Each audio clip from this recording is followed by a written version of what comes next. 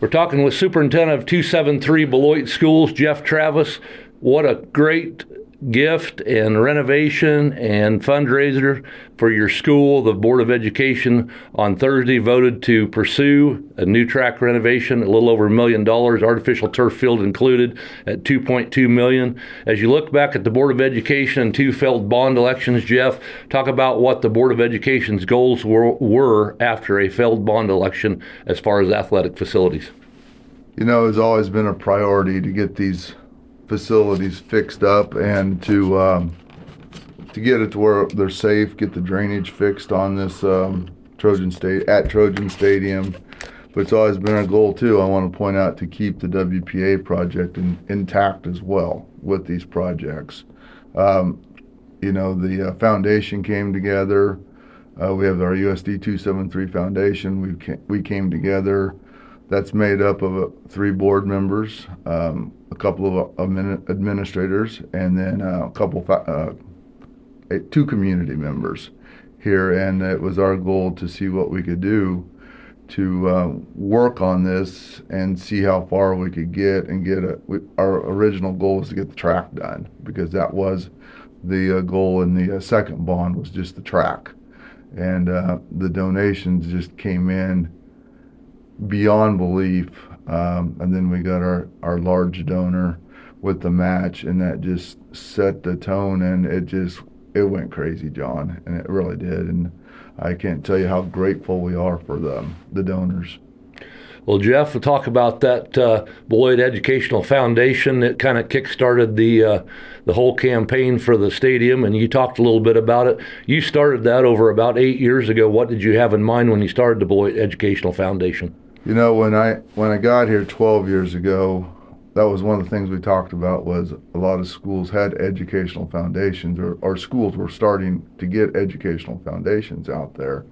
And that was something that we looked at and did a lot of work on to get that started. It is a separate entity, but it is here to support faculty and staff and the students of USD 273, and to be able to do different things. Like, there's been many grant seeking is one of the things. We've done several grants through this foundation over these, I'm going to say, 8 to 9 years. I bet this foundation has had just under $1 million in grants in that time, but those have gone to classrooms, and supporting the greenhouse that sits outside our high school was done through the foundation, through a foundation grant.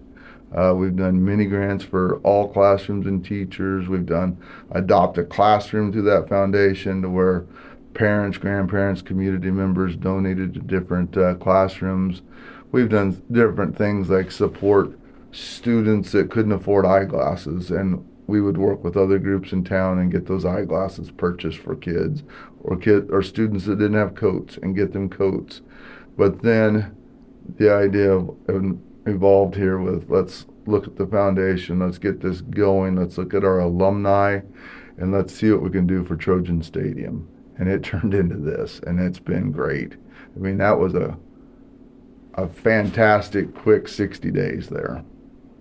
Well, Jeff, as we talk about the Trojan Stadium Improvement Campaign Committee, you yourself, Heather Johnson, Ryan Isbell, Casey Seifert took the bull by the horns and ran. Just talk about some of your talks, your meetings, and where you decided to go to try to improve and raise fundraising for the whole stadium completion. Well, I got to tell you, Heather and Casey, they just ran with this. I did behind the scenes work, but those guys were out there doing the work, talking to donors, getting those donations going, getting that alumni. Of course, those two have grown up Beloit Trojans. They live Beloit Trojans now.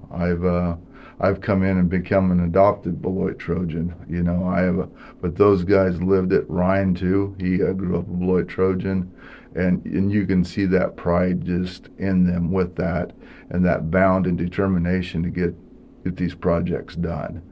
They ran with it. They did so much work. Heather was out there just talking to so many people to get this done. Heather called me with the donation from Harry Matus and told me that we got a $1 million donation. I think I was in shock for a day, you know, and that match, and how he would match it, and that just drove our entire campaign. It was crazy how quick things happened after that. So, Jeff, the track renovation artificial turf field is a go by a vote of Board of Education on Thursday. $2.2 million. Nemaha Sports Construction out of Lincoln, Nebraska will do it. For $2.2 million, what will the patrons of 273 schools get? Well, at the end of the day, we're going to get a post-tension cement track. It's a pretty state-of-the-art base on that track. It's the same technology that they use when they do bridges. I mean, that's post-tension concrete. That should last 40 to 50 years on that base. Then they're going to get on top of that base, they're going to get a 200 level track surface. It's a Binen track surface, black track with orange exchange lanes on that track. That's an impermeable track. That's something that we've had here in Beloit over the years, but that is a step up from most track surfaces. The field will all be redone out there. The drainage will be put in. You know, our drainage was from the WPA project in 1939. That has served us well over the years, but it was starting to create sinkholes in that field. The irrigation on that field and the drainage were not working properly together. So this Nemaha Sports Construction will come in and put a drainage under there that'll be set on 20-foot centers, and it's going to have finger drains that go out all over. It's pretty much state of the art for 2025. Should last us for a long time, for many decades here, just as the first one did. And then you'll have a turf field that's going to stand up to anything. It's called field turf. It's a mid-level field turf.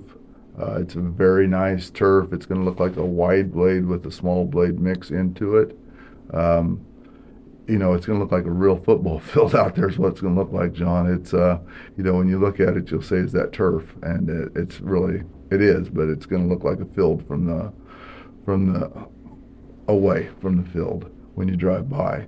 So it's going to be really nice. It's going to stand the time. It's the track base comes with a 10-year warranty. The track itself has a 5-year warranty, and the field has an 8-year warranty, but they will live long beyond those warranties. So we should be set up for a long time here. Well, Jeff, as we look at this scope of the project, the whole stadium is taking place with fundraising and things like that. We want to stay on the track renovation, artificial turf today, but what's our timeline for pre-construction and construction and post-construction on this improvement?